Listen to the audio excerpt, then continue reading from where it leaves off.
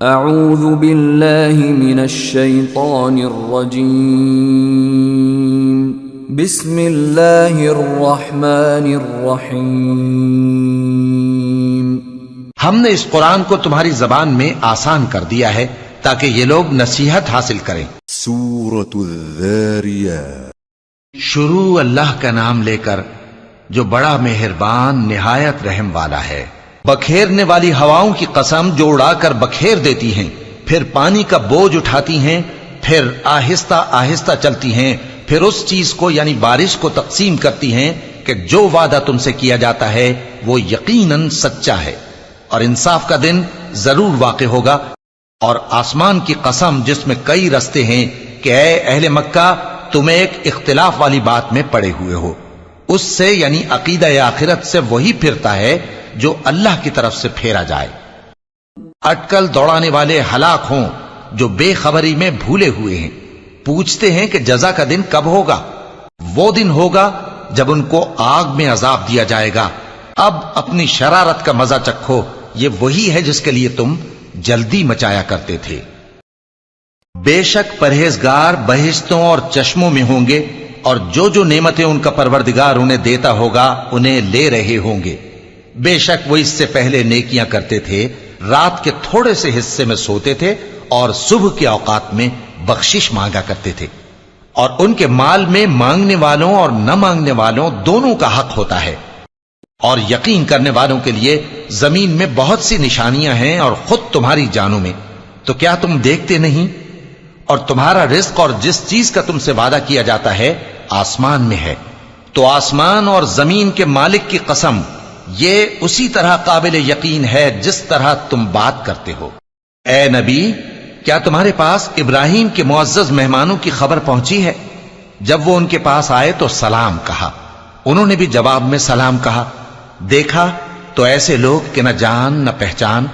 پھر وہ اپنے گھر جا کر ایک بھنا ہوا موٹا بچڑا لائے اور کھانے کے لیے ان کے آگے رکھ دیا۔ کہنے لگے کہ آپ تناول کیوں نہیں فرماتے؟ اور ان سے خوف محسوس کیا۔ انہوں نے کہا کہ خوف نہ کیجئے، اور ان کو ایک دانشمند لڑکے کی بشارت سنائی۔ تو ابراہیم کی بیوی چلاتی آئیں اور اپنا منہ پیٹ کر کہنے لگیں کہ ایک تو میں بڑھیا، اوپر سے بانجھ۔ انہوں نے کہا تمہارے پروردگار نے یوں ہی فرمایا ہے، وہ بے شک صاحب حکمت ہے، خبردار ہے۔ ابراہیم نے کہا کہ فرشتوں، اب تمہارا اصل کام کیا ہے؟ انہوں نے کہا کہ ہم گناہگاروں کی طرف بھیجے گئے ہیں تاکہ ان پر گارے کی پتھریاں برسائیں جن پر حد سے بڑھ جانے والوں کے لیے تمہارے پروردگار کے ہاں سے نشان کر دیے گئے ہیں۔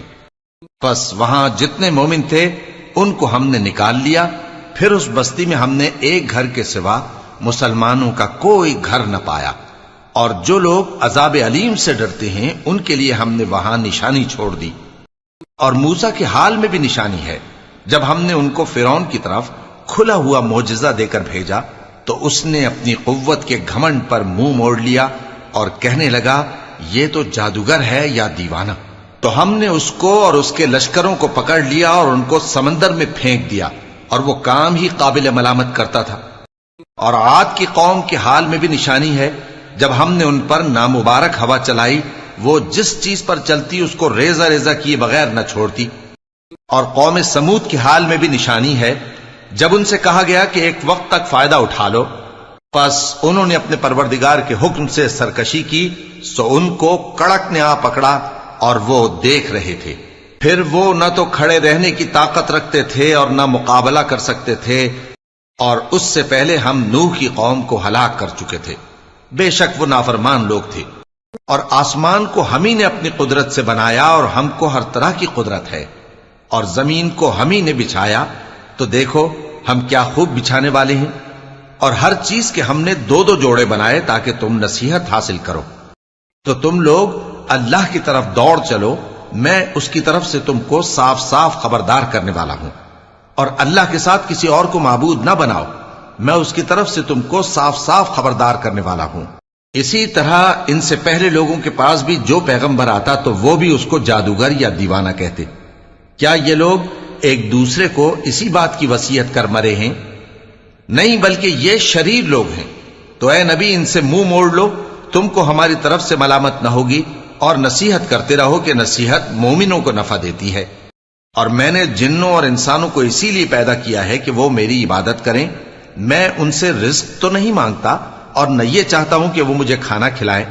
اللہ ہی تو سب کو رزق دینے والا ہے، زور آور ہے، مضبوط ہے۔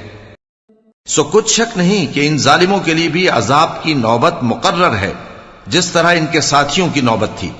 تو ان کو مجھ سے عذاب جلدی نہیں طلب کرنا چاہیے، پھر جس دن کا ان کافروں سے وعدہ کیا جاتا ہے اس سے ان کے لیے خرابی ہے۔